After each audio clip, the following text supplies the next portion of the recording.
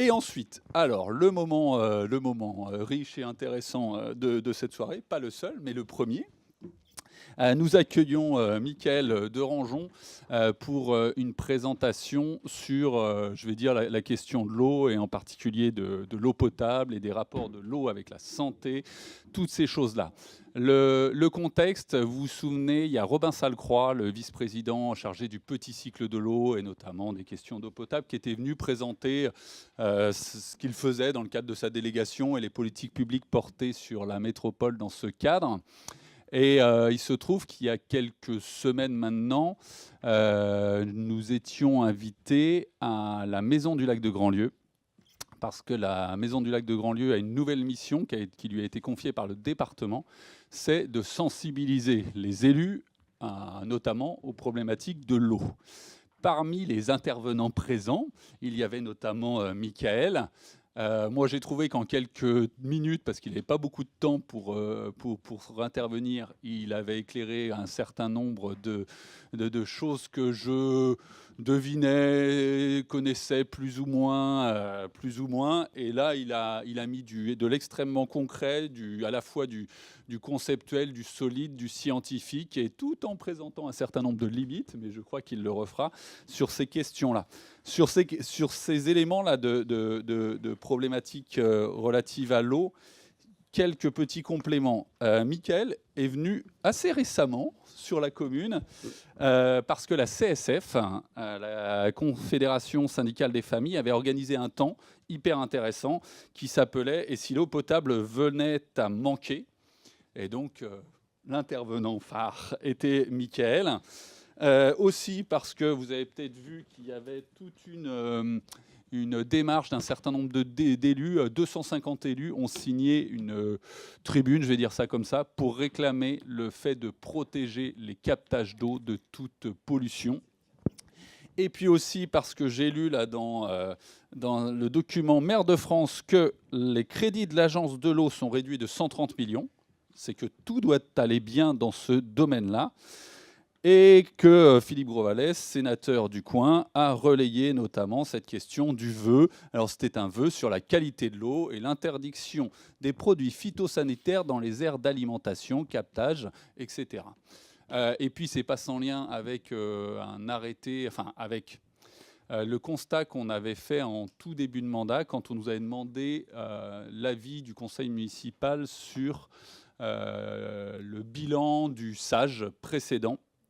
Et un des bilans du SAGE précédent qui était assez facile à retenir, c'est que 100% des cours d'eau sont dans un état mauvais ou très mauvais. En Loire-Atlantique, je crois que c'est à l'échelle de la Loire-Atlantique. Donc 100%, on a tout gagné. Et notamment, nous, on avait fait une démarche qui n'était pas directement liée à ça, mais un peu. On avait pris un arrêté qui concernait les dépôts sauvages, mais toutes les formes des dépôts sauvages, c'est-à-dire y compris les dépôts sauvages de produits phytopharmaceutiques. Et donc, je trouvais que l'intervention de Mickaël s'inscrivait complètement dans cette logique, dans cette logique de sensibilisation des élus et potentiellement via la presse d'un public beaucoup plus large sur cette question. Mickaël, tu as 30 minutes pour essayer de nous expliquer tout ce que tu sais. Je sais que ce ne sera pas possible tout, mais en tout cas une partie pour nous sensibiliser à ces questions. Et merci pour ta présence. Bon, merci beaucoup pour l'invitation. Du coup, j'ai été présenté. Aujourd'hui, ce qu'on va faire, c'est un peu discuter autour des enjeux d'eau, santé et un peu les défis pour nos territoires. Il y a un point qui est essentiel. S'il y a des choses que vous ne comprenez pas, il ne faut pas hésiter à poser les questions. C'est peut-être que je les explique mal. Donc, c'est essentiel de ne pas hésiter à m'interrompre. Avant de commencer, la grande difficulté qu'on a quand on parle de l'eau, c'est que souvent, c'est comme, finalement, c'est assez vrai pour tous les sujets, on a des idées préconçues, et ces idées préconçues nous empêchent de voir la réalité. Et pour illustrer ça, je voulais nous replonger en 1956. Je ne sais pas si vous le savez, mais en 1956, l'alcool était encore autorisé dans les cantines scolaires. Pourquoi l'alcool était autorisé? C'est un phénomène qui était courant, parce qu'on était persuadés que l'alcool était bon pour la santé des enfants.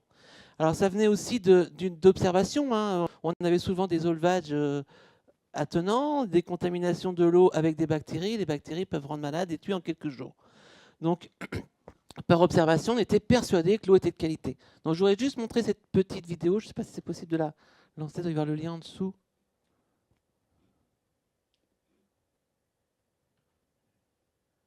Ah, il n'y a pas le son.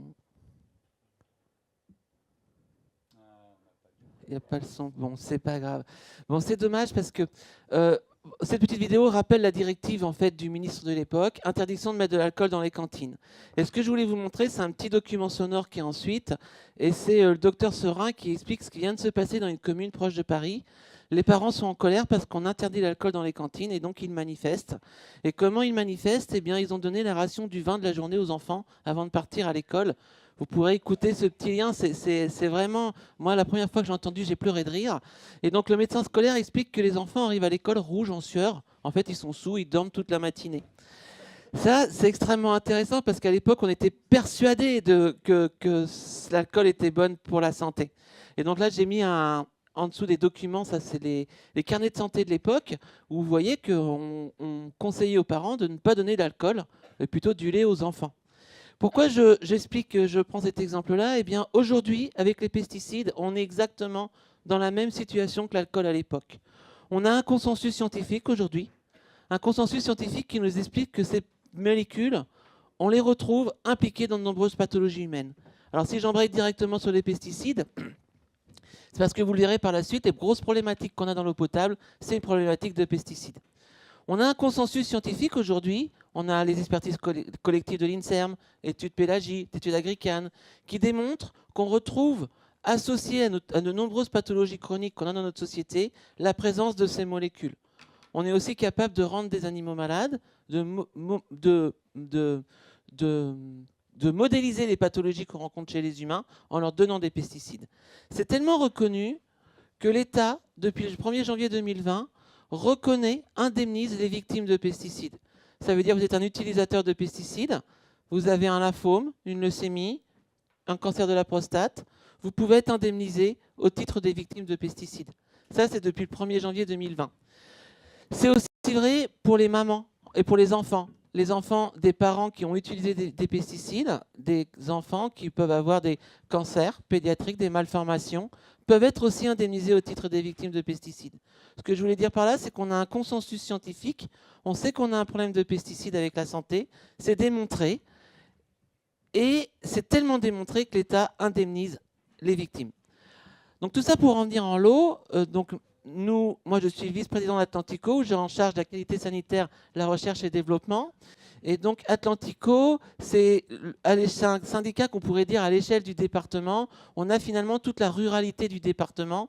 On va desservir de l'eau, pour faire simple, pour l'ensemble du département, sauf Nantes Métropole, la Carène et Cap-Atlantique. Donc c'est environ 550 000 habitants. La problématique qu'on a sur notre territoire, c'est que 70% de l'eau qu'on va consommer, et ça c'est vrai également pour vous à la montagne, c'est encore plus vrai, vient de la Loire. Ça veut dire que la quasi-totalité de l'eau, 70% c'est quand même énorme, vient de la Loire. Ça veut dire quoi? Ça veut dire que si on a un problème sur la Loire, et ça peut arriver, on a plusieurs centrales nucléaires, on a l'industrie de fabrication de médicaments, si on a la Loire qui est polluée, eh bien il faut faire une croix sur 70% de l'eau pour la population. Donc on a une énorme épée Damoclès au-dessus de la tête. Énorme épée Damoclès parce que la connaissance s'accélère et on découvre des molécules pour lesquelles on n'a pas de solution technique, ce qui nous a amené à fermer récemment des captages parce qu'il n'existe aucune solution technique avec les polluants qu'on a retrouvés. Donc l'objectif d'Atlantico est de travailler pour sanctuariser dans le sens de protéger à outrance ces captages-là, puisqu'on sait que si on a un problème sur la Loire, on devra produire de l'eau pour l'ensemble du territoire à partir de ces captages. On ne peut donc pas se permettre de fermer les captages. Et c'est là que commence un énorme problème. Parce que parfois, on n'a pas de solution technique. C'est ce qui nous est arrivé à Missillac. On a trouvé un pesticide interdit depuis plus de 15 ans. Et on n'a pas de solution technique. Même les techniques les plus abouties ne sont pas capables de traiter la molécule que l'on a trouvée. Alors, pour illustrer mes propos, je voulais aussi vous donner un exemple. J'ai pris ici les chiffres pour l'ensemble du Pays de Ré. La plus grosse usine Atlantico, on produit 21 millions de mètres cubes. Nantes Métropole, c'est 40. Et vous voyez que sur l'ensemble du Pays de Ré, eh bien, on va consommer environ 8,75 millions de mètres cubes d'eau. Sur ces 8,75 millions de mètres cubes d'eau, à peine 7 viennent de la Loire. La nappe alluviale, mais c'est alimenté par la Loire. Ça veut dire que sur l'ensemble du Pays de Ré, vous voyez que sur à peu près 9 millions de mètres cubes qu'on consomme, il y en a à peine 2 millions qui sont faits sur le territoire. Si on a un problème sur la Loire, eh bien, on n'est pas capable d'alimenter l'ensemble du territoire. Il faut vraiment avoir ça en tête. On est face à une grosse fragilité. L'autre point que je voulais illustrer, c'est toujours avoir une approche systémique. Et dans l'exemple que là, j'entends souvent, moi, est-ce que ça sert à quelque chose de dépolluer l'eau? Finalement, on donne des bouteilles à tout le monde, ça peut le faire, puisqu'on consomme qu'une toute petite partie d'eau potable. Il faut aussi avoir à l'esprit que sur le Pays de Ré, l'été, on a des problèmes de niveau d'eau. Et ce que vous pouvez voir ici, c'est qu'on importe sur le territoire 7 millions de mètres cubes qui viennent de la Loire. Donc effectivement, on n'en consomme qu'une toute petite partie, mais sur ces 7 millions de mètres cubes, la quasi-totalité repart dans la station d'épuration et dans le milieu. Ça veut dire qu'il faut avoir aussi à l'esprit qu'on a un territoire qui est artificialisé et qu'on va permettre de maintenir les ruisseaux l'été, avoir un débit minimum grâce à l'eau qu'on va pomper en Loire. Donc on a une fragilité en termes de quand dépend la Loire, mais vous voyez aussi que les milieux naturels vont dépendre de l'eau qu'on est capable de pomper en Loire. Alors la difficulté qu'on a sur le territoire, c'est que majoritairement nos eaux sont polluées. Pour pouvoir les dépolluer, et on va en parler par la suite, on est obligé d'utiliser des technologies. La première technologie, celle qu'on utilise sur notre territoire, c'est ce qui a été choisi, c'est le charbon actif. Donc là, on a 2 usines qui sont au nec plus ultra de ce qui se fait en charbon actif. Malheureusement, on n'a pas pu les inaugurer pour une. L'autre, on va l'inaugurer. Mais on a déjà trouvé des polluants qu'on est incapable de traiter. Comment fonctionne le charbon actif? Vous avez l'eau qui va arriver par le petit tuyau en dessous. Et vous avez du charbon. Donc le charbon, c'est vraiment comme on va faire pour le barbecue, mais concassé en toutes petites miettes. Et l'eau va barboter avec le charbon. Donc il faut un temps de contact de 12-13 minutes. Et ce qui va permettre d'éliminer les polluants. Donc l'eau rentre, passe sur le charbon, et elle va ressortir par le haut en ayant éliminé les polluants que le charbon actif est capable d'éliminer. Là, on a une difficulté, puisqu'on a une grande les charbons actifs proviennent d'où? En Europe, ils proviennent de la Chine et des États-Unis. Donc là, première difficulté, c'est qu'on n'a aucune souveraineté sur les charbons actifs. Alors on peut être rassuré, on sait que les États-Unis sont un partenaire fiable. Je ne sais pas comment ça va se passer pour les TVA sur le charbon, mais vous voyez, une des premières difficultés, là, on n'est pas souverain.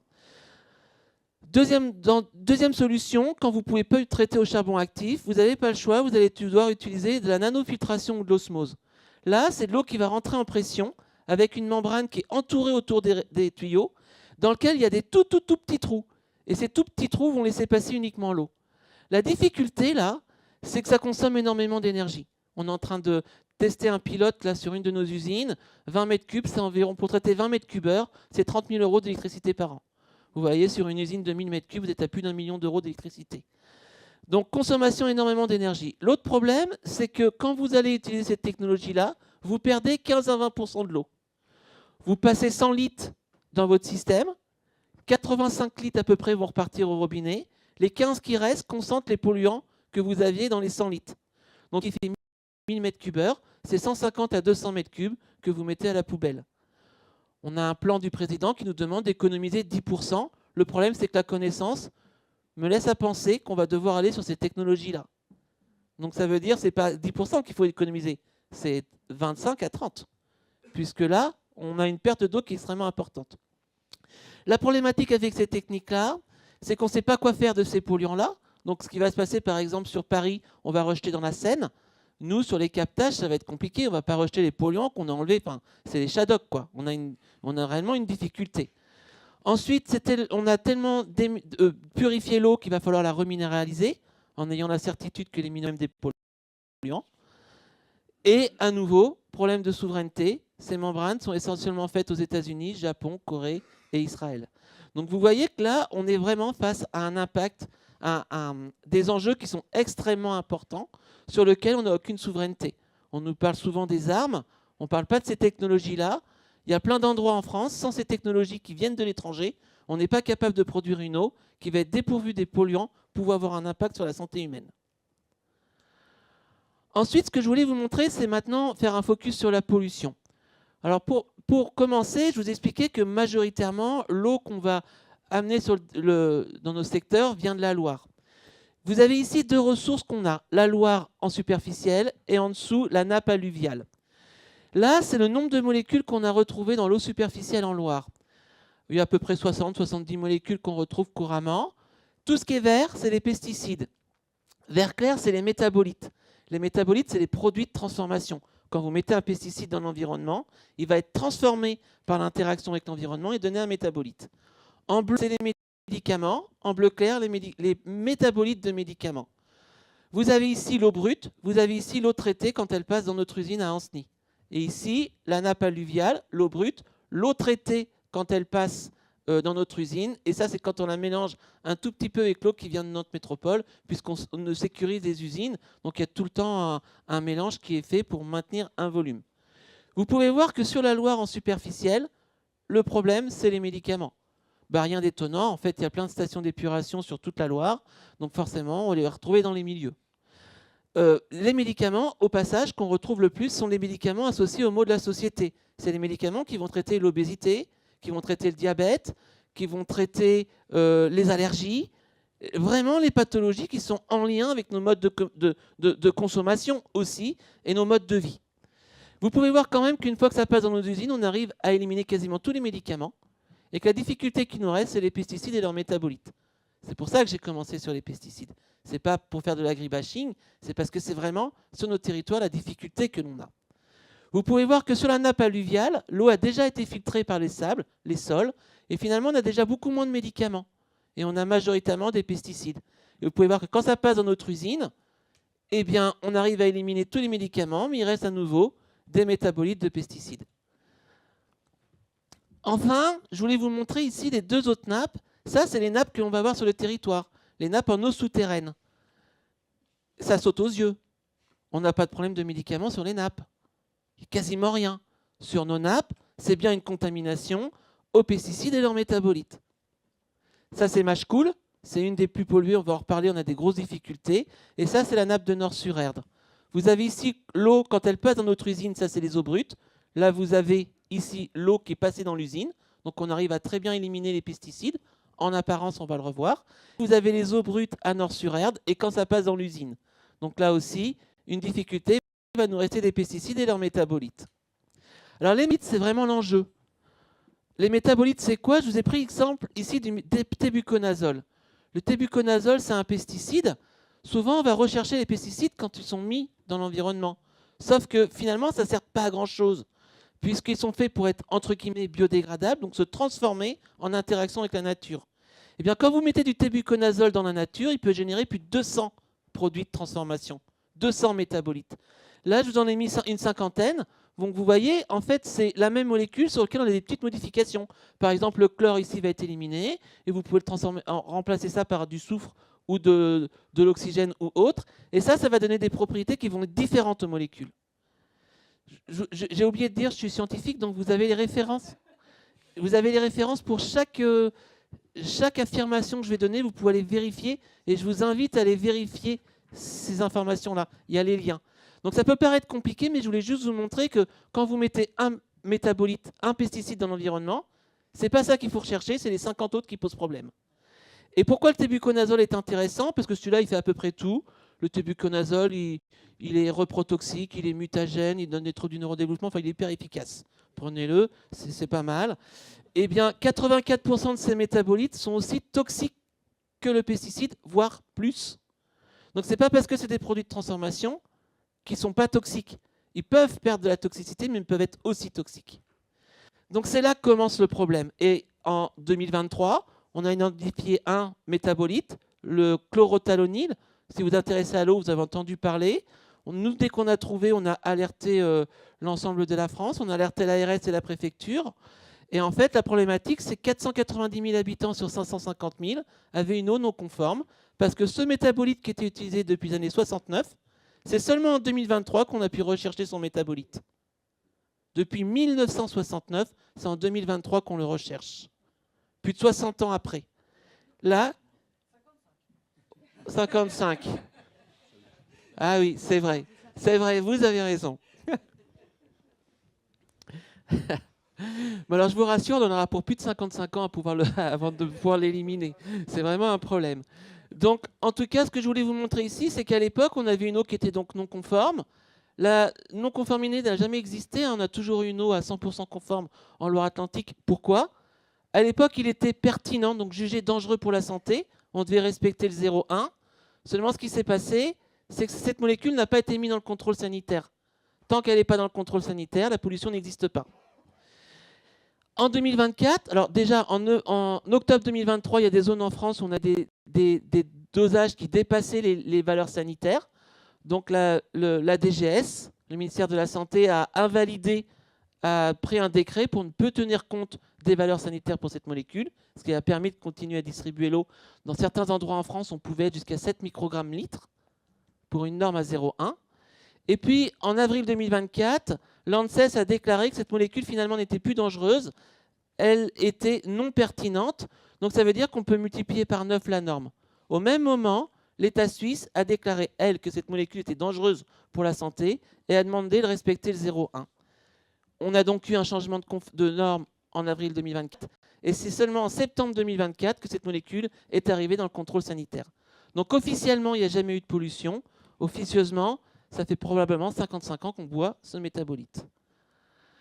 Donc, si vous avez compris, les métabolites, c'est vraiment la problématique. Si je prends l'exemple de Machecoul, 49 molécules sont utilisées. Ces 49 pesticides génèrent 396 métabolites connus. Il faut bien avoir ça à l'esprit, c'est que dans la majorité des cas, on ne les connaît pas. Sur ces 387, on en recherche à peine 10 dans le contrôle sanitaire. Donc, on est totalement aveugle aux 386 qui restent. Sur ces 49 molécules, il y en a 5 qui ne sont pas dans le contrôle sanitaire non plus. Et dans la majorité des cas, on ne peut pas les rechercher parce que les laboratoires ne proposent pas ou on n'a pas les standards. Et ce qui est intéressant, c'est que ces 49 pesticides qui sont autorisés au-dessus d'une zone de captage qui nous sert à faire de l'eau potable pour des femmes enceintes et des enfants, qui sont des populations extrêmement fragiles, et bien sur cette zone, on utilise des pesticides qui, pour la plupart, sont connus pour être reprotoxiques, pour avoir une toxicité pour l'environnement et avoir différentes actions assez sympathiques sur l'organisme. Donc la problématique des métabolites, c'est vraiment un enjeu considérable. Et c'est ce qui nous a posé un problème, c'est ce que je disais tout à l'heure à Nord-sur-Erdre, puisqu'on devait inaugurer cette usine en décembre, une usine qui nous a coûté 6,5 millions d'euros. On ne l'a pas inaugurée parce que pendant les tests, on a découvert 2 molécules, le 1,4-dioxane, qui est un polluant industriel, un solvant très probablement cancérigène, et on a trouvé le TFA, qui est le plus petit des PFAS. Vous connaissez peut-être les PFAS, les polluants éternels. C'est des molécules qui ont été fabriquées par l'homme, des liaisons entre le carbone et le fluor. Le TFA, on l'a retrouvé sur l'ensemble de nos territoires, entre 0,4 et à peu près 3 microgrammes litre. Et là, on n'a aucune solution technique, on est incapable de l'éliminer. Le TFA peut provenir des médicaments, mais vous avez vu que sur les zones de captage, on n'en a pas. Peut provenir des gaz fluorés qu'on a dans les climatiseurs et provient de nombreux pesticides de nouvelle génération, les nouveaux, qu'on explique comme étant extrêmement sûrs, qui, quand ils vont se décomposer, eh bien, vont générer du TFA. La particularité du TFA, il faut 10 000 jours pour en éliminer la moitié dans les sols. On n'a quasiment aucune étude sanitaire pour savoir si ça a un impact. Alors, si faut être précis, il y en a une, elle est faite par Bayer lui-même, qui montre que c'est toxique pour le fœtus à des doses bien au-delà de ce qu'il y a dans l'eau, mais quand même. Et il faut avoir à l'esprit qu'on va mettre entre 15 et 35 heures pour en éliminer la moitié dans notre organisme. Évidemment, en bois en continu, on voit qu'on est quand même dans une difficulté. Donc là, on n'a pas pu inaugurer notre usine, on n'a pas de solution technique, on est en train de tester l'osmose, on va tester l'osmose, et on a 2 autres captages qu'on a fermés parce qu'on a retrouvé des molécules où même l'osmose ne peut pas marcher. Pire que ça, quand vous mettez du chlore, vous le transformez, mais on ne sait pas en quoi. Donc ça, c'est ce qu'on a retrouvé sur le captage. Je vous ai mis ici la liste des pesticides qui génèrent du TFA. Et pour ceux qui sont intéressés pour ces problématiques de PFAS, je vous invite à regarder Darkwater. C'est un film qui est très très enrichissant et qui est tiré d'une histoire vraie. En tout cas, je voulais vous rassurer parce que souvent, on est très... C'est mal parti, je sais. Je sais. Mais moi, j'enseigne à l'université. Ce qu'angoisse les étudiants, c'est pas le savoir, ce que je suis en train de vous donner, c'est l'inaction qui les angoisse. Ils sont tous dépressifs devant l'inaction de nos élus nationaux. C'est vraiment ça qui est important. Il ne faut pas avoir peur du savoir parce qu'il y a des solutions. Dans l'eau, je vous ai expliqué, le TF1 l'a retrouvé entre 0,3 et 2,8. Ça, c'est à peu près vrai à l'échelle nationale. Dès que les gens seront transparents et qu'ils donneront leurs chiffres, ça va être à peu près partout. Dans l'eau minérale en bouteille, si vous voulez vous réfugier sur l'eau minérale, eh bien on en retrouve aussi. Ça, c'est une eau belge, on a retrouvé à 3,4. On retrouve dans les eaux minérales en Suisse, on le retrouve un peu partout. Alors des concentrations qui peuvent être plus faibles que ça, mais on le retrouve partout. Et ce qui est surtout intéressant, si votre eau ici, l'eau qu'on va consommer est contaminée, c'est parce qu'on retrouve avant tout le TFA dans votre alimentation. Quand on en a 0,3 à 2,8 microgrammes dans 1 litre d'eau, vous pouvez en avoir 76 microgrammes dans des abricots français, vous pouvez en avoir 280 microgrammes dans des céréales allemandes ou 230 si vous préférez manger du raisin. Donc, ce que je voulais vous montrer par là, c'est que si notre eau est contaminée, c'est avant tout parce que quand on produit notre alimentation, on utilise des molécules pour la produire. Et ces molécules, elle va se retrouver dans notre alimentation, dans notre organisme, et elle va se retrouver dans l'environnement. Donc si la qualité de l'eau vous inquiète, vous avez raison, on ne doit pas retrouver ça dans l'eau et on y travaille. Vous devez avoir à l'esprit qu'on retrouve ça dans l'eau parce qu'on consomme des produits, parce qu'on achète à une agriculture qui utilise ces produits pour fabriquer son alimentation. Et si ça vous inquiète pour votre santé, alors je vous invite à surtout faire attention à votre alimentation, parce que vous pouvez voir que là, on est sur des ratios de fois 100 pour le TFA. Je vous montrerai pour d'autres molécules, c'est encore pire. Alors, pour les normes, au niveau je suis désolé, oui, quand on parle de qualité d'eau, on est un oiseau de mauvais augure. Mais il existe des solutions, vraiment. Pour les normes, pour les normes de l'eau potable, c'est 0,1 microgramme. 0,1 microgramme, ça correspond à un comprimé de Doliprane dilué dans 2 piscines olympiques. C'est tout petit. D'accord? Ça, c'est les normes de l'eau potable. Alors, 0,1, quand on fait le mélange, on n'a pas le droit de dépasser 0,5 pour toutes les molécules mesurées, sachant qu'on n'est pas obligé de mesurer toutes les molécules. Hein. C'est un choix qui va être fait par les ARS. Mais dans le mélange, on ne doit pas dépasser 0,5. Et vient ensuite les métabolites pertinents ou non pertinents, en fonction qu'ils peuvent être dangereux ou pas pour la santé. Quand ils sont non pertinents, on peut aller jusqu'à 0,9. Et ce 0,9 ne rentre pas dans le compte total des 0,5. Enfin, heureusement, parce que sinon, on aurait des problèmes. Donc, ce que je voulais vous montrer quand même, c'est que les normes sont quand même protectrices. On est sur des très faibles quantités. À Atlantico, nous, ce qu'on a décidé, c'est de respecter le 0,1, de tout faire pour respecter pour l'ensemble des molécules, parce qu'avec ces normes de pertinent, non pertinent, en fait, tout repose sur du déclaratif des producteurs des molécules. Donc, nous, on essaye d'avoir un standard de qualité et d'éliminer au maximum ces molécules. Pourquoi? Eh bien, c'est basé sur la science. Je vais un peu vite. Donc, la difficulté qu'on a, ce que je vous expliquais, c'est que dans le contrôle sanitaire, on va rechercher ce que, j'ai envie de dire, ce qu'on connaît. La problématique, c'est tous les métabolites, c'est tout ce qui est en dessous là. Donc, à Atlantico, on va utiliser des techniques qui vont nous permettre d'aller rechercher au maximum de ce qui est en dessous, tout en ayant conscience qu'on a quand même des impasses. Et on va faire deux choses. Un, on va rechercher jusqu'à 300 000 molécules dans l'eau. Et deux, on va faire comme au temps des Romains, on va donner notre eau à goûter à des bactéries, à des champignons, à des levures et à des cellules humaines. Et on va essayer de voir, parce qu'on sait qu'il y a un mélange complexe dans l'eau de polluants, si notre eau n'a pas un impact sur la santé de ces levures, de ces bactéries, etc., pour détecter des effets potentiellement toxiques. Comment ça marche? Je vous ai mis ici un exemple de bioessai. Alors j'ai pris le pire, celui de Magecool, parce que sur les autres, on est plutôt pas mal. Mais celui-là, il permet de bien comprendre. Vous avez ici des bactéries, vous avez ici les algues, les levures, les champignons. Et ici, c'est tout ce qui est cellules humaines. Donc ça va nous permettre de mesurer la perturbation endocrinienne, du stress cellulaire, etc., de l'oxydation, tout ce qui va être impliqué dans les pathologies qu'on retrouve chez l'humain. Et comment on comprend ces bioessais? C'est tout simplement un code couleur. Quand c'est rouge, tout meurt. Quand c'est orange, ça va pas bien. Et je dirais que tout va à peu près bien entre le jaune et le bleu. Quand c'est bleu très foncé, c'est qu'on a des eaux qui peuvent être trop nutritives. On a une hyperprolifération, c'est pas bon signe non plus. Je vous montre les résultats. Rappelle ce que je vous ai montré tout à l'heure. Ça, c'est Magecool. On a les puits. Donc ça, c'est de l'eau brute. Quand ça passe dans l'usine, on ne trouve plus de molécules. Donc on était plutôt rassurés. On dit normalement, on ne devrait pas avoir de difficultés. Et bien voilà les résultats qu'on a obtenus. Ce qu'on a obtenu, c'est qu'à chaque fois, on l'a fait plein de fois, tous nos champignons meurent. Et on a un problème sur les bactéries et on n'arrive pas à faire pousser les algues. Clairement, il reste des cocktails de molécules. On a des effets herbicides, on a des effets antifongiques, bactéricides, qui restent. Pour autant, dans le contrôle classique, on ne les trouve pas. Donc pour savoir ce qui pourrait poser problème, on a fait ce qu'on appelle de l'empreinte chimique. Donc là, je vous ai mis celle-là, elle est facile à comprendre. C'est 4000 molécules qu'on a recherchées. parmi ces 4000 molécules, 30% sont des polluants industriels, pesticides, produits cosmétiques, agents pharmaceutiques, etc. Voilà les résultats. C'est facile à comprendre, vous allez voir. Forage numéro 1, 7, 11 et 13, ça c'est les eaux brutes. En dessous, vous avez l'eau qui est passée dans notre usine et qu'on va distribuer au robinet. Chaque petit trait que vous voyez correspond à une molécule qu'on a identifiée dans l'eau. On a pu identifier jusqu'à plus de 110 molécules dans l'eau brute, dans certains puits. Quand il y a une couleur, on peut donner son nom. Quand il n'y a pas de couleur, on est incapable de donner son nom. On sait qu'elle est présente, on a quelques paramètres, on ne peut pas donner son identité. Donc là, on a identifié. Bleu, c'est des polluants industriels. Violet, c'est des pesticides. Gris, on ne sait pas. Rappelez-vous, ici, je vous ai dit qu'il y avait 400 métabolites qu'on ne recherchait pas. Donc très probablement qu'il y en a qui sont là-dedans. Vous pouvez quand même voir que quand ça passe dans l'usine, on a quand même à relever, sur les 106 qu'il y avait au démarrage, il n'en reste plus qu'une trentaine. Donc on a quand même bien éliminé.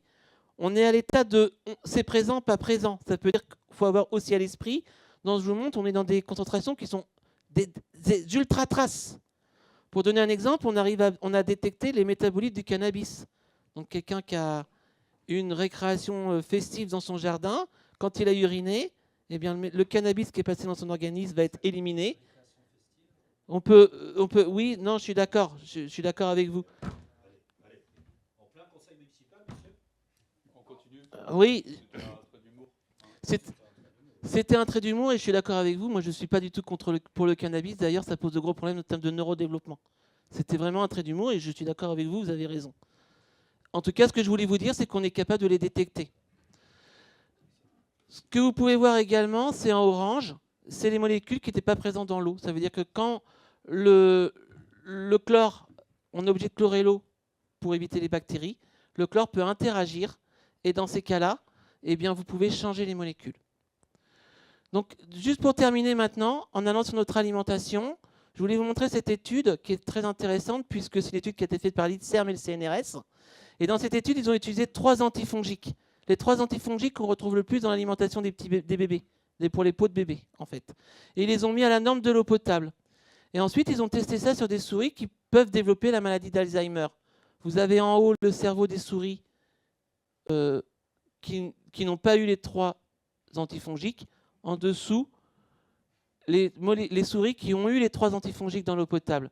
Vous pouvez voir que l'INSERM et le CNRS ont démontré que nos souris qui ont été alimentées pendant 6 ou 9 mois avec ces 3 antifongiques à la norme de l'eau potable, 0,1, font 18 fois plus d'Alzheimer que les autres. Donc à la norme de l'eau potable, on a déjà une incertitude. Autre étude intéressante, cette étude qui a été faite pendant l'embryogénèse. Et vous pouvez voir que pendant l'embryogénèse, en fait, quand on donne ces 3 molécules, eh bien, en rouge, c'est la prolifération des neurones. Et on a aussi la capacité à devenir mature. En fait, vos neurones, pour qu'un enfant développe des capacités cognitives, les neurones doivent se différencier, se connecter les uns avec les autres. Et c'est ça qui va donner les capacités cognitives. Eh bien, ce qui a été démontré dans cette étude, c'est quand vous donnez les 3 antifongiques à la norme de l'eau potable, vous avez beaucoup plus de prolifération des neurones, par contre, beaucoup moins de maturation des neurones. Donc vous avez un terrain fertile pour développer, en fait, probablement des altérations au niveau capacité cognitive. Je voulais juste vous montrer, par comparaison avec l'alimentation, vous voyez que la norme de l'eau potable, c'est 0,1 microgramme. J'ai remis les 3 antifongiques. Ça, vous pouvez aller sur le site de l'Europe et vous pourrez trouver par molécule les limites que vous avez le droit. Ça veut dire que pour chaque pesticide ici, on a le droit d'avoir des résidus dans notre alimentation qu'on va consommer. Pour le cyprodinil, dans la laitue, vous avez le droit à 15 mg. Pour le pyriméthanil, dans la laitue, vous avez le droit à 20 mg de pyriméthanil. Ça veut dire quoi si on fait la corrélation avec l'eau potable ? Bien, ça veut dire que dans 1 kg de céleri, vous avez le droit à 200 000 fois ce que vous avez le droit dans 1 litre d'eau. Dit autrement, si vous prenez une purée de céleri de 250 grammes et vous n'avez pas de chance, il a juste à la limite maximum qui est tolérée, sachant que 18% des céleris testés en Europe dépassent cet LMR, eh bien vous pouvez potentiellement avoir 5 mg de pyriméthanil. Il faudrait donc boire 50 ml d'eau pour en avoir la même quantité.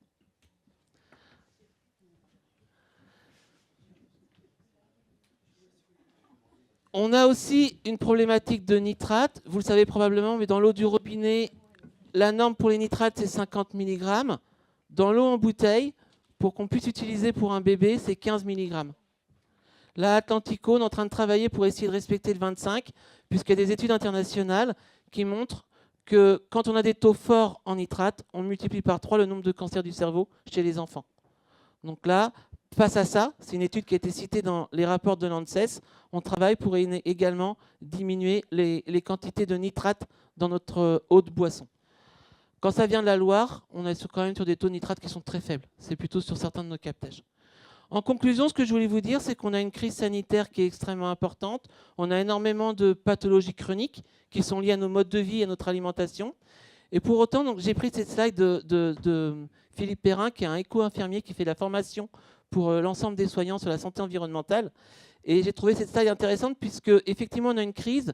Et je ne sais pas si vous le savez, mais il existe un médicament qui est remarquable, c'est prouvé scientifiquement. C'est-à-dire que si vous le prenez tous les jours, vous réduisez les risques d'obésité d'environ 30%, vous réduisez les risques de diabète de type 2 de 36%. 36%, le diabète de type 2, c'est à peu près 10 milliards d'euros en France, le coût du traitement.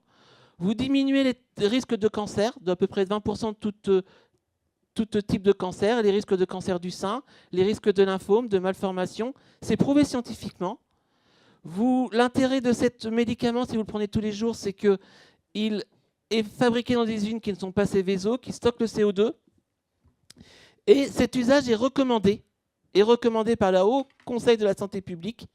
Et cet usage est recommandé par Santé publique France. Ce médicament, c'est l'agriculture biologique. En fait, les études font consensus. Les gens qui consomment régulièrement une alimentation biologique dépourvue d'intrants chimiques, eh bien, ont tous ces risques de diminuer. Et comme je vous ai dit au démarrage, à l'inverse, on retrouve, quand on a ces pathologies chroniques, souvent la présence de ces molécules comme étant un des facteurs dans ces maladies plurifactorielles. Et ce qui est très intéressant, c'est qu'on retrouve une forte réduction des pesticides également dans les organismes des enfants et de perturbateurs endocriniens quand ils ont une alimentation qui est essentiellement biologique. En conclusion, ce que je voulais vous dire, c'est qu'on a une nécessité de protéger activement les zones de captage. On n'est pas autonome en eau potable, on dépend de la Loire et on pourrait avoir des difficultés. Donc il faut qu'on ait la capacité de transmettre aux générations futures une eau de qualité. Et donc ce que l'on veut, nous, ce qu'on demande à Atlantico, c'est d'interdire les pesticides sur les aires de captage et en complément, de donner des outils juridiques pour venir soutenir l'agriculture. C'est-à-dire que cette interdiction doit s'accompagner de moyens financiers durables pour soutenir l'agriculture sur ces aires de captage qui rendront un service évidemment pour la qualité de notre eau et notre santé. Donc il est nécessaire d'aller très vite. Je vous ai parlé là des pesticides. On est en train de travailler également sur les micro et les nanoplastiques. Et je pense que là aussi on aura des enjeux. Et comme je vous l'ai dit, on a déjà, avec une énorme épée de Damoclès au-dessus de la tête, puisqu'on a dû fermer les captages à cause de molécules que l'on a trouvées pour lesquelles on n'a aucune solution technique. Voilà, je vous remercie de votre attention.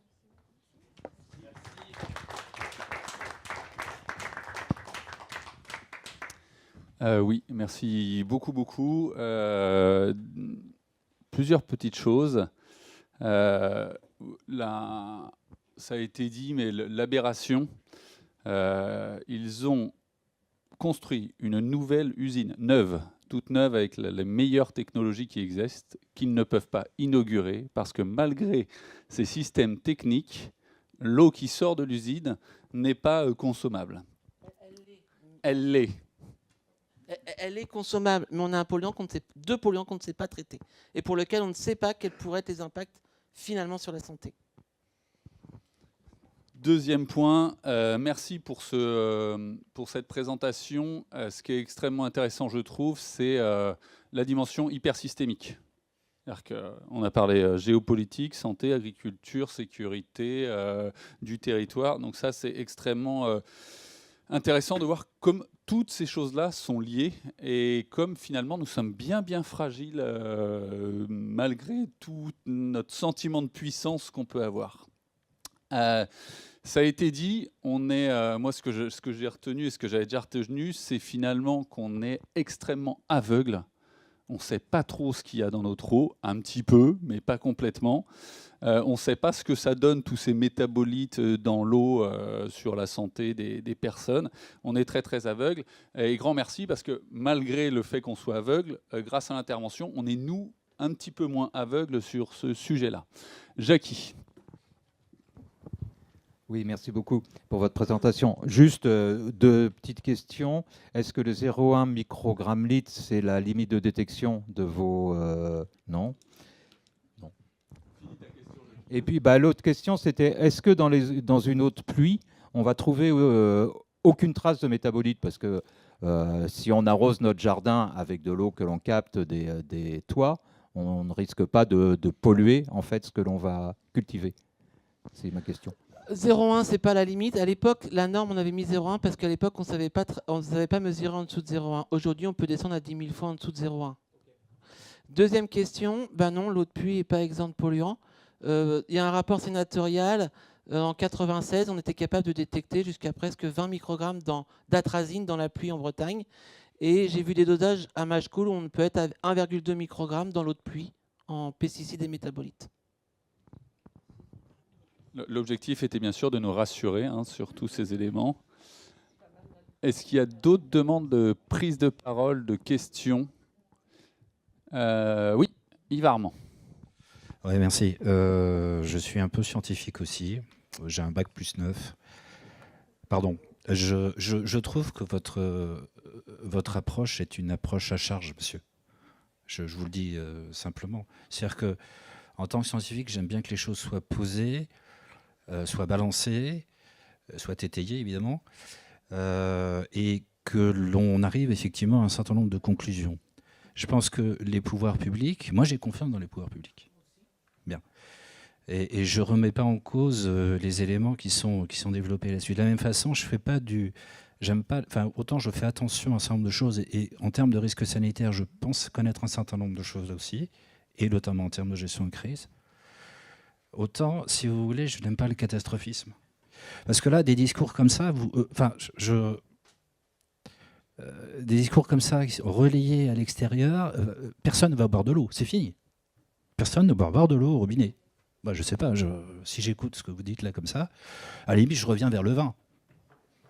Non, mais je suis désolé, je vais me mettre à boire du vin, tel que vous nous dites les choses. C'est-à-dire que, effectivement, c'est ce que j'allais dire, mais ça, c'est mon deuxième volet. Je pense qu'il faut faire attention au catastrophisme et finalement à tout ce qui peut relever de ce que j'appelle les marchands de peur. C'est-à-dire qu'il y a des choses, oui, il faut y faire attention, mais il y en a bien d'autres pour lesquelles, effectivement, on est en dessous. C'est-à-dire que là, on parle de choses, de molécules, etc. La problématique, ce n'est pas les molécules, la problématique, c'est la toxicité et la récurrence des choses. D'accord ? Bon, donc moi, je voyais ça. Puis, de façon centrale, si vous voulez, la recrudescence de cancer, ça, elle n'est pas forcément apportée, développée. En tout cas, elle n'est pas forcément prouvée. Et je reviens là vers pendant que vous discutiez, j'étais sur une interview de Madame Vosner, qui est journaliste au Point, et qui interviewe donc un cancérologue de renom. D'accord, et qui dit qu'en fait, effectivement, non, on ne peut pas dire que les choses soient, qu'il y ait une explosion de cancer telle que vous pouvez le lancer comme ça ici en réunion, mais qu'au contraire, effectivement, les facteurs de risque qui sont le tabac, la fumée, à la limite les cheminées aussi, l'alcool, les drogues que vous qualifiez de récréatives, les anti-anxiolytiques, etc., sont effectivement des facteurs prépondérants de survenance de cancer, sachant qu'en fait, ce sont des facteurs pluriels qui impliquent, qui conduisent à la survenue de cancer. Donc, c'est dommage en fait qu'il n'y ait pas, en fait, parce que c'est une forme de conférence que vous vous donnez là.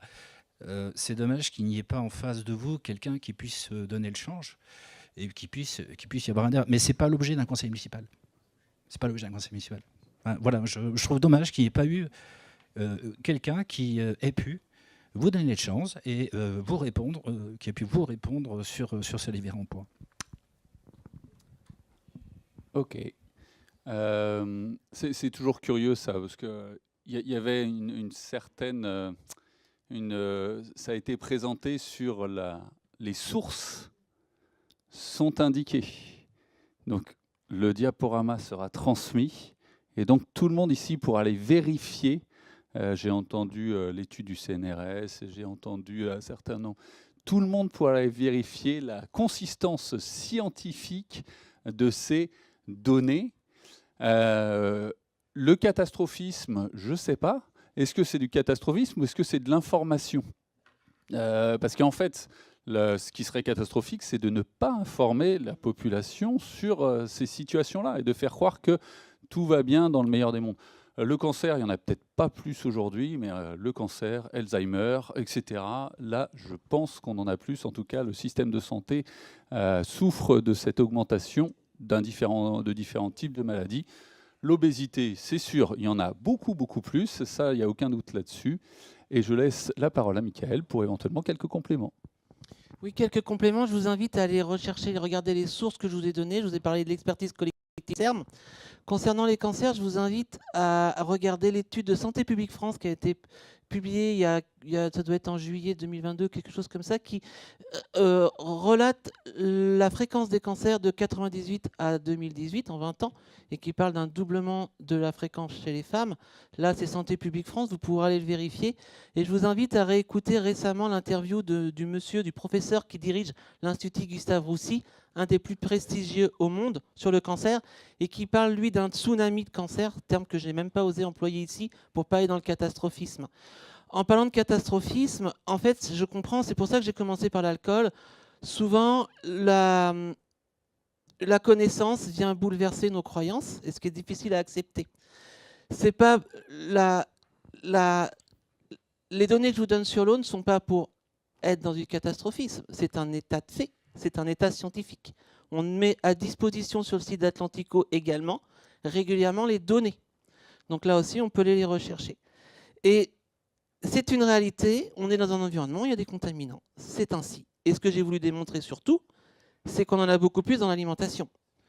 Donc si vous buvez plus d'eau parce que vous avez peur, alors je ne sais pas comment vous allez faire pour manger, parce qu'effectivement, il y en a beaucoup plus, et ça, je suis désolé. On peut aussi aller sur l'étude au niveau de l'européen. Vous pourrez trouver... C'est facile et vous pouvez me demander, je vous enverrai tous les contrôles qui sont faits et qui démontrent qu'on a bien ces polluants qui sont présents dans notre alimentation. Voilà. Donc ça, c'est extrêmement important. Je vous invite à vraiment aller suivre ces liens pour voir les choses. Et enfin, on ne remet pas en cause absolument pas les agences sanitaires. Ce n'est pas ce qui a été dit. Je remets en cause des données qui peuvent être données par les fabricants de molécules. Et c'est là-dessus que nos agences sont contraintes de donner un avis. Et parfois, elles sont dans la difficulté parce qu'il y a des protocoles stricts qui vont rechercher. Enfin, il y a quelque chose qu'il faut comprendre, c'est qu'on parle aussi là pour de nombreuses molécules de perturbateurs endocriniens, qui sont des molécules comme le bisphénol A, comme les phtalates, qui vont agir à extrêmement faible dose. Ça veut dire que, par exemple, si vous prenez du bisphénol sur le cœur, vous n'avez pas d'effet. Vous êtes scientifique, vous allez comprendre les données. Vous n'avez pas d'effet à 10-6, mais vous avez un effet à 10-10, à 10-9, soit plus de 1000 fois plus petit que la concentration de 10-6, qui est des concentrations qu'on va rencontrer régulièrement dans notre organisme. Donc, on a cette problématique des perturbateurs endocriniens pour lequel on a aussi un consensus scientifique. Et deux, si vous avez compris dans ce que je vous ai expliqué, la grande difficulté que l'on a, c'est d'appréhender l'effet cocktail. Alors là, on peut aussi dire qu'il n'existe pas. Et là, je m'inscris en faux. Il suffit d'aller voir aussi, là, je peux vous donner des références bibliographiques. Quand vous avez la trace d'une centaine de molécules, vous ne pouvez plus savoir ce que la molécule A plus B plus C plus D plus C, etc. va faire sur l'organisme. Bah, je vous écoute et je vais mettre à bord du vent. Monsieur Armand, vous n'avez pas demandé la parole. Juste un autre élément sur la conclusion qui a été faite. Il y avait une demande de protection des zones de captage. Les zones de captage, si je ne me trompe pas, ça représente 3,5% de la surface agricole de la Loire-Atlantique. Okay, la demande, c'est bien que ces 3,5% puissent passer en agriculture biologique avec l'accompagnement des agriculteurs pour qu'ils puissent faire cette transition et pas en laissant tomber les agriculteurs qui se débrouillent eux-mêmes. Il y avait lors de la réunion à la Maison du Lac de Grandlieu 2 maires, le maire de Machecou et le maire de Nord-sur-Erdre. Vous avez entendu les 2 exemples. Avec, moi, ce qui m'a marqué, c'est le coût de l'usine, pas le coût financier, mais l'exemple de l'usine de Nord-sur-Erdre qui ne peut pas être inaugurée. C'est quand même du délire absolu. Imaginez, là, on est en train d'investir 3 millions sur la déchetterie et au moment où elle est prête, on ne peut pas l'ouvrir parce qu'elle ne respecte pas les normes. Et elle ne respecte pas les normes, non pas parce qu'on ne souhaite pas respecter les normes, parce qu'on ne sait pas comment respecter les normes. Ça, je trouve ça assez symptomatique. Et il était question d'action. Une des actions, ça a été remonté à l'échelle de l'Assemblée nationale par le député de la 6e circonscription de Loire-Atlantique, cette histoire de protection des zones de captage pour en fait protéger l'eau et pour protéger in fine la santé des populations. Est-ce qu'il y a d'autres demandes de prise de parole? Monsieur Armand. Non, moi simplement je fais confiance au pouvoir public et je n'aime pas les éléments à charge comme ça sans qu'il y ait effectivement quelqu'un en face qui puisse y répondre. Et avec le but effectivement qu'on ne rentre pas dans un catastrophisme aussi patent. Voilà. Rien d'autre. C'est noté. Jackie Duval. Oui, monsieur Armand, je pense que vous avez la personne en capacité de vous répondre. Il nous a fait une conférence. Je pense qu'il est beaucoup plus à même que vous qui avez un bac plus 9. Moi, j'ai un bac moins 9. J'entends les deux versions et je fais confiance à la personne compétente. Yves Armand. Je ne prétends pas être spécialiste en la matière. Je prétends simplement avoir des approches. Non, Yves Armand.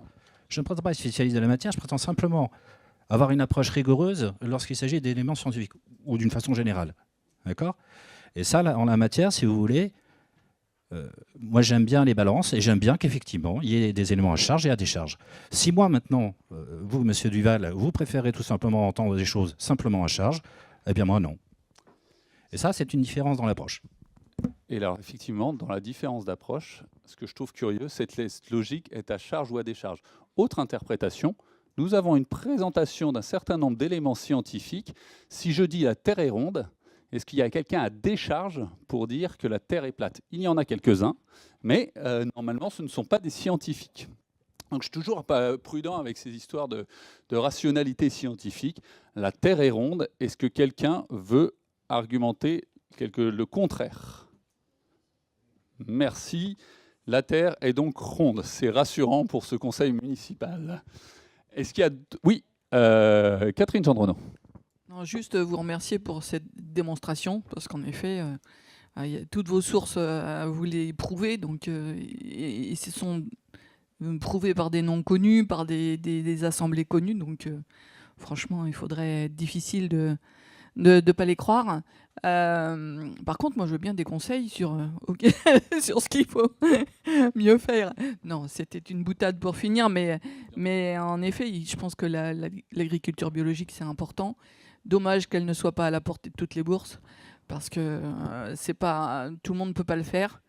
Et là, c'est aussi la santé publique que donner accès et de développer davantage en fait, ces productions qui sont plus intéressantes pour la santé. Et je pense que, voilà. Alors effectivement, il y a eu des conseils et ça vient d'être rappelé. La grosse difficulté, c'est la question de la justice sociale dans l'accès notamment à l'alimentation biologique. Et malheureusement, on le sait, il y a une corrélation assez forte entre précarité sociale et problématiques de santé. Avant de donner la parole à Sabine, est-ce que tu veux ajouter sur les conseils ou est-ce qu'ils ont été prononcés? Je pense que l'eau du robinet est l'aliment le plus contrôlé en France. Enfin, clairement, c'est extrêmement contrôlé. Et quand on tourne le robinet, je vous ai donné tout ce qu'il y a dedans, on n'a rien à cacher, en fait. Vous n'aurez pas ce degré de confiance, à mon avis. Là, c'est un avis. Vous n'aurez pas ce degré de confiance dans l'eau en bouteille. On peut voir des fois sur les parkings l'été, derrière, en plein soleil, voilà. Vous n'aurez pas. D'ailleurs, le scandale de Nestlé nous le rappelle, avec des bactéries fécales qui ont été retrouvées dans les bouteilles. Je pense que le conseil, c'est notre alimentation, en fait. En ayant une action sur notre alimentation, c'est comme ça qu'on va diminuer la présence des polluants, réellement. On les a dans l'air, on les a dans l'eau. Là, air, c'est facile, vous allez sur le site de RPI La Loire, vous pourrez trouver toutes les données. Et si on les a dans l'air et dans notre eau, c'est parce qu'on les a surtout dans notre alimentation. Donc c'est vraiment bien ça qu'il faut avoir à tête, cette approche systémique. En agissant sur notre alimentation, on améliorera la qualité de notre eau. Et les études montrent, Nutrinet, vous pourrez voir, il y a plein d'études, les études montrent que ça a un impact sur la qualité de notre santé. Sabine? Ça fonctionne, oui. Effectivement, quand j'ai vu que c'était sur l'alimentation qu'il fallait jouer, ben forcément, en tant que vice-présidente du CCAS et avec nos distributions alimentaires qu'on fait tous les mois, je me suis forcément interrogée sur ce qu'on distribuait parce que, bien évidemment, on ne va pas toujours dans le bio. On a eu un débat au dernier CA du CCAS sur justement l'achat d'œufs pour les bénéficiaires, puisqu'on voulait ajouter cette denrée et on va entamer un travail pour effectivement trouver Je te regarde, Marie, parce qu'effectivement, tu t'es proposé pour être sur ce groupe de travail, mais acheter effectivement des œufs à un petit producteur local et effectivement peut-être biologique dans la mesure du possible. Mais je rejoins Catherine, ce que tu viens de dire. Oui, c'est pas donné d'acheter du bio et que voilà, on fait ce qu'on peut quand on est. Là, c'était plus une remarque qu'une question. J'avais transmis justement à Robin Salcroix un article sur lequel j'étais tombé qui relatait l'expérience de la ville de Munich en Allemagne, où il y a des années, ils ont constaté un peu ce que nous a décrit Michael. Et ils ont eu deux solutions à ce moment-là. Ils se sont posé la question, soit mettre le paquet sur on trouve des nouvelles solutions techniques pour traiter l'eau, soit d'aller chercher le plus tôt possible les problématiques de pollution. Et ce qu'ils ont fait, c'est accompagner les agriculteurs sur les zones de captage. Ça a été à Munich et ça fait maintenant quelques années. Michael, grand merci pour cette intervention. Et puis bon courage pour nous améliorer l'eau. Alors même si ce n'est pas la nôtre, parce que vous avez vu que ce n'était pas l'eau de la métropole, encore qu'il y a des échanges réguliers dans nos eaux. Merci beaucoup, Michael.